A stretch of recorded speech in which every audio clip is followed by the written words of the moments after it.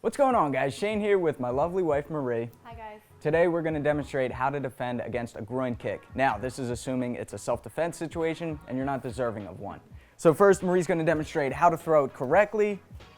Boom, okay? And you can see even when I'm holding the pad for her, I sit my hips back, I'm in a staggered stance, so that's the first thing that I'm gonna demonstrate here. So when Marie throws her low kick, she's making contact with the lower half of her shin, not the instep because there's a lot of small bones in your foot. She wants to make contact with that big bone in her shin there. So that's the first thing. If I'm far out of range, it's gonna be hard for her to strike me, right? If I stagger my feet as well, exactly, it's a harder angle. She's gonna have to throw something like a shuffle low roundhouse kick if she actually wants to hit me there. So the first thing is keep distance.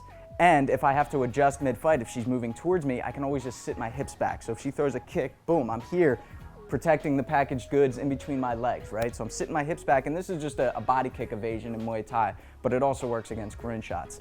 If I have to actually defend and make contact, then I'm gonna turn my knee over, okay? Again, this is another Muay Thai move. If she throws something like a round kick, I'm just gonna lift my knee up and protect what I wanna protect, right?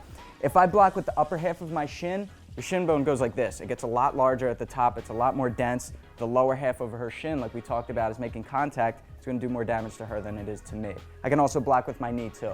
If you bend your knee, it's not gonna do any damage to the ligaments, right? A lot of people worry about that. That's if you keep a straight leg. But once you start to bend it, you can feel your kneecap, it solidifies, all right? So you'll be safe, you'll be able to protect yourself.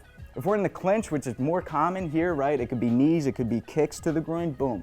If I'm standing square, yeah, I'm asking to get hit. We do this in Muay Thai because it's illegal to hit to the groin and in MMA. But in a street fight, people are gonna be throwing groin shots. So again, I can stagger my stance. If they're advanced, they could sweep me from here. I wouldn't worry about that too much. This is gonna be a much better position, and also I can control them, I can keep them off balance. If my hips are close, it's gonna be a lot harder for her to hit me.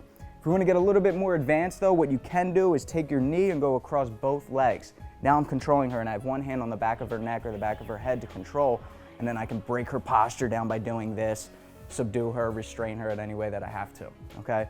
So, a couple of different options for you, but the number one rule is don't put yourself in a position where people are trying to kick you in the groin. That's probably the number one rule. All right, guys, until next time, I'm Shane. I'm Marie. Fight tips, self-defense for the underdogs.